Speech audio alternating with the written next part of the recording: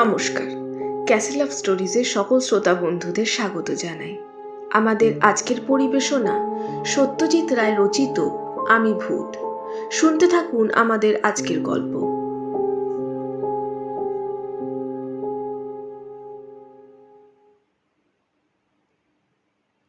আমি ভূত। আজ থেকে ঠিক 3.5 বছর আগে আমি জ্যান্ত ছিলাম। সেই সময় এই দেওঘরের এই বাড়িতেই আগুনে পুড়ে আমার জ্যান্ত অবস্থা শেষ হয়। এই বাড়ির নাম লিলিভিলা। আমি এখানে এসেছিলাম ছুটি কাটাতে। একদিন স্টোভে চা করতে গিয়ে স্টোভ ফেটে কাপড়ে আগুন ধরে যায়। আমার মুখেও আগুন লেগেছিল, এইটুকু আমার মনে আছে। তারপর আর কিছু মনে নেই। তারপর থেকে আমি এই বাড়িরই বাসিন্দা হয়ে গেছি। আমার চেহারা এখন কিরকম তা আমি জানি না, কারণ আয়নায় ভূতের ছায়া পড়ে না। জলেও যে পড়ে না সেটা বারুজ্জেদের পুকুরে পরখ করে দেখেছি। খুব যে আহামরি চেহারা নয় সেটা বুঝেছি একটা ঘটনা থেকে। লিলিভিলায় 2 বছর আগে একটা পরিবার ছুটি কাটাতে এসেছিল। সেই পরিবারের কর্তা একদিন আমার মুখোমুখি পড়ে গিয়ে চোখ কপালে তুলে ভিড়মি গিয়েছিলেন। দোষটা অবশ্য আমারই। ভূত দেখা দেবে কি অদৃশ্য থাকবে সেটা ভূতের মর্জির ওপর নির্ভর করে। আমি অদৃশ্য থাকতে চেয়েছিলাম, কিন্তু অন্যমনস্কতার ফলে ভুল করে দেখা দিয়ে ফেলেছিলাম। এই ঘটনার পর বুঝতে পেরেছিলাম যে আগুনে পুড়ে শরীর আর মুখের যে অবস্থা হয়েছিল, ভূত হয়েও সেই অবস্থাটাই রয়ে গেছে।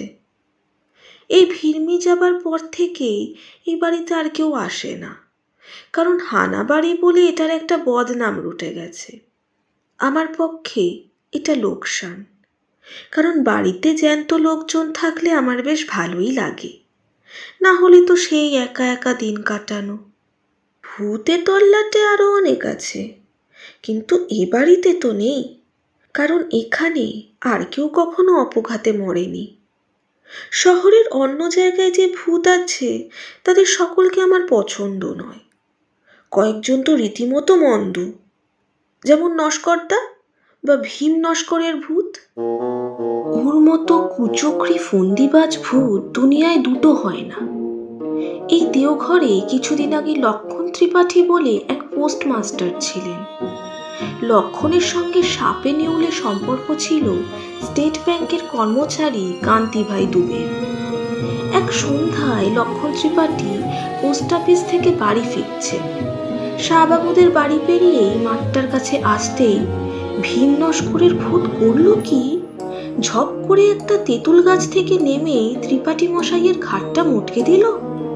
তারপর সে কি হই হুল্লোড়, থানা, দারোগা, কোর্ট কাচারি, মামলা মোকদ্দমা, সব শেষে ফাঁসি পর্যন্ত। না কার ফাঁসি? লক্ষণ ত্রিপাঠীর দুশমন কান্তিভাই দুবে। যে খুনটা করলো ভীম নস্করের ভূত, ঘটনাচক্রে সেই খুনের জন্য দায়ী হলো কান্তিভাই দুবে। এই উদর বোঝা যে ভূদোর ঘাড়ে চাপবে সেটা জেনে শুনেই নস্করের ভূত করেছিল কাণ্ডটা। আমি বাধা দিয়ে নস্করদাকে বললাম যে, না, তুমি কাজটা মোটেই ভালো করনি নস্করদা। ভূত হয়েছ বলেই যে জ্যান্ত মানুষের অপকার করতে হবে এমন তো কোনো কথা নেই। তুমি তোমার রাজ্যে তোমার ধান্দা নিয়ে থাকো না বাপু, আর জ্যান্তরা থাকুক তাদের ধান্দা নিয়ে। দুই জগতে ঠোকাঠুকি হলেই যত অনার সৃষ্টি। আমি নিজেই সজ্ঞানে কোনো জ্যান্ত মানুষের অনিষ্ট করতে চাইনি। বিশেষ করে যেদিন থেকে বুঝেছি আমার চেহারাটা মানুষের মনে আতঙ্ক জাগায়, সেদিন থেকে আমি একদম সাবধান। লিলিভিলার পেছনে আমকাঁঠাল বনের একপাশে একটা পুরনো ভাঙা মালির ঘর আছে। সেইখানেই আমি পড়ে থাকি বেশিরভাগটা। অবশ্যই লিলিভিলা এখন অনেক দিন থেকেই খালি, কিন্তু কাছেই চৌধুরী বাড়ির থেকে ছেলেরা এখানে এসে লুকোচুরি খেলে। আশ্চর্য, এই ছেলেগুলোর একদম ভূতের ভয় নেই, কিংবা হয়তো ভূত আছে জেনেই তারা এখানে আসে। সে যাই হোক, সেই সময়টা আমাকে একদম অদৃশ্য থাকতে হয়। বড়রাই যদি আমাকে দেখে ভিড়মি যায়, তাহলে ছোটদের কি অবস্থা হবে ভাবুন তো। না বাবা, ওসবের মধ্যে আমি নেই। তবে এটাও ঠিক যে ভূতদেরও একা একা লাগে। আমারই একটা গলতির জন্য লিলিভিলা এখন হানাবাড়ি। তাই এখানে এসে কেউ থাকতে চায় না। আর আমিও জ্যান্ত মানুষের গলার আওয়াজ, তাদের চলাফেরা, হাসি তামাশার শব্দ কিছুই পাই না। তাই মনটা এক এক সময় হু হু করে ওঠে। জ্যান্তরা যদি জানতো যে ভূতেরা তাদের সান্নিধ্য কত পছন্দ করে, তাহলে কি তারা ভূতকে এত ভয় পেত? কখনোই না। কিন্তু লিলিভিলাতেও শেষ পর্যন্ত লোক এসে হাজির হলো। একদিন সকালে একটা সাইকেল রিকশার হর্ন শুনে ঘর থেকে গলা বাড়িয়ে দেখি রিকশা থেকে মাল নামছে। কজন লোক? দুজন। একজন বাবু আর একজন চাকর, তাই সই। বেশি লোকের আমার দরকার নেই। নাই মামার চেয়ে কানা মামা ভালো। ভূতেরা দূর থেকেই খুব স্পষ্ট দেখতে পায়, তাই বলছি। বাবুটির বয়স 50-এর কাছাকাছি। বেটে, মাথায় টাক, খোঁচা খোঁচা গোঁফ, ঘন ভ্রু আর ভ্রুকুটি করা চোখ। বাড়িতে ঢুকেই চাকরটিকে বাবু বললেন, সব দেখে শুনে বুঝে নাও, 8 ঘন্টার মধ্যে আমার চা চাই, তারপর আমি কাজে বসবো। এই কথাগুলো অবশ্যই আমি মালির ঘর থেকেই শুনতে পেলাম। আমরা যেমন দেখি বেশি, তেমন শুনিও বেশি। আমাদের চোখ কান দুটোই যেন দূরবীনের মতো কাজ করে। চাকর 8 ঘন্টার মধ্যেই বাবুকে চা বিস্কুট এনে দিল। বাবু তখন বাগানের দিকের ঘরটায় তার বাক্স খুলে জিনিসপত্র বার করে গুছিয়ে রাখছেন। জানালার সামনে একটা টেবিল চেয়ার, তার ওপর দোয়াত, কলম, কাগজ সব রাখা হয়েছে। ইনি তাহলে লেখক? খুব নামকরা লেখক কি? হ্যাঁ, তাই। ভদ্রলোক আসার ঘণ্টাখানেকের মধ্যেই দেওঘরে জনা অষ্টেক বাঙালি এসে হাজির হলো লিলিভিলাতে। তখনই জানলাম ভদ্রলোকের নাম নারায়ণ শর্মা। আসল নাম না ছদ্মনাম তা জানি না, তবে এই নামেই সকলে তাকে ডাকে। বাঙালির দল নারায়ণবাবুকে দেওঘরে পেয়ে কৃতার্থ। এত বড় একজন কাউকে তো সবসময় পাওয়া যায় না। তাই যদি ভদ্রলোকের আপত্তি না থাকে, তাহলে এখানকার সকলে তাকে একদিন সংবর্ধনা জানাতে ইচ্ছুক। নারায়ণ শর্মা লোকটি দেখলাম বেশ কড়া। বললেন, ও, এখানে নিরিবিলিতে কাজ করতে পারবো বলে কলকাতা ছেড়ে এলাম, আর আসা মাত্র আপনারা এসে সংবর্ধনার জন্য পিড়ি করছেন। এই কথায় অবশ্যই সকলে একটা কাচুমাচু ভাব করলেন। তাতে আবার নারায়ণ শর্মা নিজেই নরম হয়ে বললেন, বেশ, আমাকে 3-5 একটু নির্ঝঞ্ঝাটভাবে কাজ করতে দিন, তারপর হবে সংবর্ধনা। বেশি বিব্রত করলে কিন্তু আমি আবার তল্পি তল্পা গুটিয়ে কলকাতা ফিরে যাব। এই সময় হারু তালুকদার হঠাৎ একটা প্রশ্ন করলেন, যেটা আমার মোটেই ভালো লাগলো না। তিনি বললেন, এখানে এত বাড়ি থাকতে আপনি রেলিভিলায় এসে উঠলেন কেন? নারায়ণবাবুর মুখে এই প্রথম হাসির রেখা ফুটে উঠল। তিনি বললেন, হানাবাড়ি বলে বলছেন তো, তা যদি ভূত আসে তাহলে তো ভালোই, একজন সঙ্গী পাওয়া যাবে। আপনি বোধহয় আমাদের কথাটা সিরিয়াসলি নিচ্ছেন না। কলকাতার এক ডাক্তার এখানে এসেছিলেন। ভদ্রলোক নিজের চোখে দেখেছিলেন ভূত, আর সে নাকি বীভৎস ব্যাপার। প্রায় 15 মিনিট পরে জ্ঞান ফেরে ভদ্রলোকের।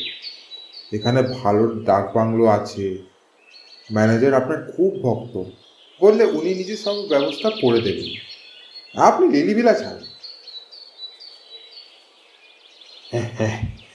আপনারা বোধহয় জানেন না যে প্রেত তত্ত্ব সম্বন্ধে আমি যতটা জানি ততটা খুব কম লোকেই জানে। সেই ডাক্তারের অবস্থায় আমাকে কোনোদিনও পড়তে হবে না, এটা আমি জোর দিয়ে বলতে পারি। তিনি ভূতের বিরুদ্ধে কোনো প্রিকশন নেননি, কোনো ব্যবস্থা করেননি। আমি সেটা নেব এবং করব। ভূত আমার কিছু করতে পারবে না।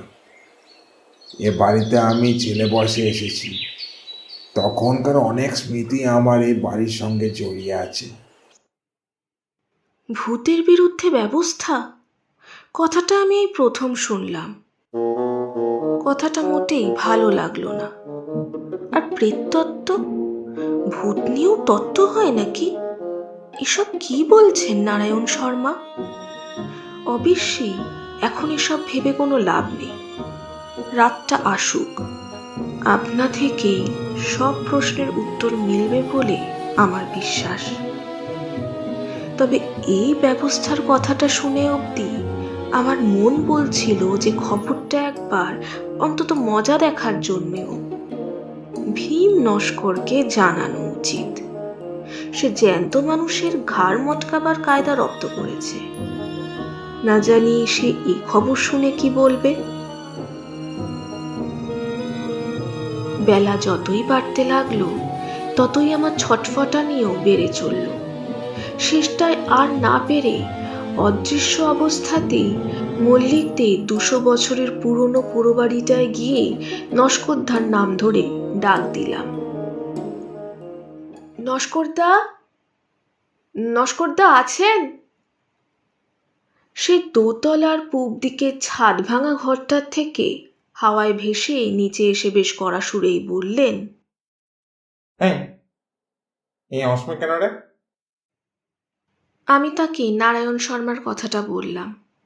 শুনে নস্করদা প্রচণ্ড ভ্রুকুটি করে বলল, বটে, বলি ব্যবস্থা কি সে একাই করতে পারে? আমরা পারি না। আমি ভয়ে ভয়ে জিজ্ঞেস করলাম, তো কি কি ব্যবস্থা করবে?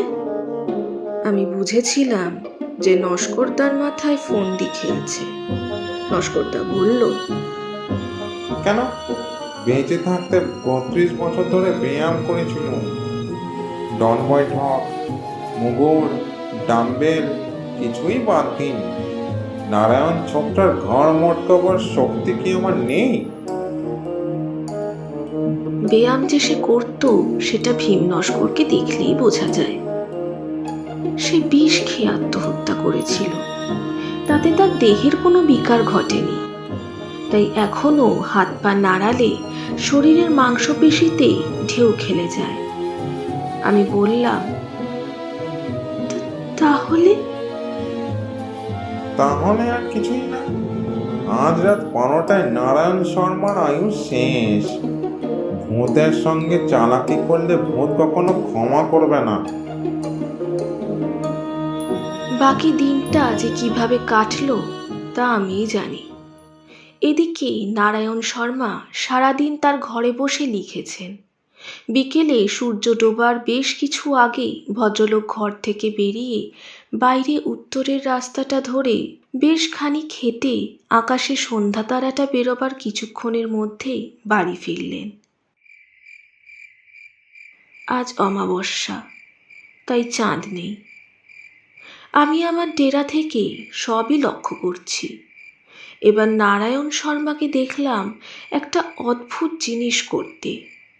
সুটকেস খুলে একটা থলে বার করে তার থেকে একটা গুঁড়ো জিনিসের এক মুঠো নিয়ে একটা ধুনুচির মধ্যে ছড়িয়ে দিয়ে তাতে আগুন দিয়ে ধুনুচিটা ঘরের দরজার চৌকাঠের বাইরে রেখে দিলেন। সেই ধুনুচির থেকে গল গল করে ধোঁয়া উঠতে লাগলো, আর দক্ষিণের হাওয়া সেই ধোঁয়াকে সোজা এনে ফেললো আমার ডেরায়। বাপরে, এ কি ব্যবস্থা! ভূতেরা কোনো গন্ধ পায় না, কিন্তু এ গন্ধ দেখছি নাকের মধ্যে দিয়ে একেবারে ব্রহ্মতালুতে পৌঁছে গেছে। এ কি সর্বনাশ! এই অবস্থায় তো নস্করদাও এই বাড়ির ত্রিসীমানায় আসতে পারবে না। আর সত্যি সত্যি তাই হলো। মাঝরাত্রির নাগাদ আমার ঘরের পেছনের পাঁচিলের ওদিক থেকে চাপা গোঙানি শুনলাম। সুধন্যা, ও সুধন্যা। সুধন্যা আমার নাম। বাইরে বেরিয়ে দেখি রাস্তার ধারে ঘাসের ওপর নাক টিপে বসে আছে ভীম নস্কর। নাকি সুরেই কথা বলল সে। 21 বছর হলো গঙ্গা প্রাপ্তি ঘটেছে আমার, আর এই প্রথম জ্যান্ত লোকের কাছে হার মানতে হলো। মানুষ যে এত কল করতে পারে সে তো আমার জানা ছিল না। ও লোকটা পড়াশোনা করে নস্করদা, ও অনেক কিছু জানে। এমন একটা লোকের ঘাড় মটকাতে পারলে কি সুখ হতো বল দেখিনি। সে যে আর হবার নয় সে তো বুঝতেই পারছো। তা পারছি। আজ আসি, এ এক নতুন অভিজ্ঞতা হলো বটে। নস্করদা চলে গেল, আর আমিও নিজের ঘরে ফিরে এলাম। আর তারপরেই বুঝতে পারলাম যে আমার ঘুম পাচ্ছে। ভূতের চোখে ঘুম, এ যে অভাবনীয় অবিশ্বাস্য ব্যাপার। কিন্তু তা হলে কি হবে? ওই ধোঁয়াতে এমন জিনিস আছে যে ভূতকেও ঘুম পাড়ায়, অথচ রাতই হলো ভূতে চড়ে বেড়াবার সময়। আমি আর থাকতে পারলাম না। ঝিম ধরা অবস্থায় ঘরের মেঝেতে শুয়ে পড়লাম। ঘুম ভাঙল একটা গলার শব্দে। সময়টা সকাল। আমি ধরফরিয়ে উঠে বসলাম। বসেই সামনে তাকিয়ে চক্ষু স্থির। ইনি যে নারায়ণ শর্মা সেটা বুঝতে পারছি, কিন্তু এর এমন দশা হলো কি করে? নারায়ণ শর্মাই আমার প্রশ্নের জবাব দিলেন। চাকরটা ওঠেনি দেখে স্টোভ জ্বালিয়ে চা করতে গেছিলি, স্টোভটা বাস্ট করে। আমি একটা ডেরা খুঁজছিলাম, তখন এই ঘরটা চোখে পড়ল। বলছি বন্টি, এখানে আরেকজনের ঠাঁই হবে কি? নিশ্চয়ই হবে। এই সুযোগে নারায়ণ শর্মার থেকে ভূততত্ত্বের বিষয়টাও জেনে নেওয়া যাবে।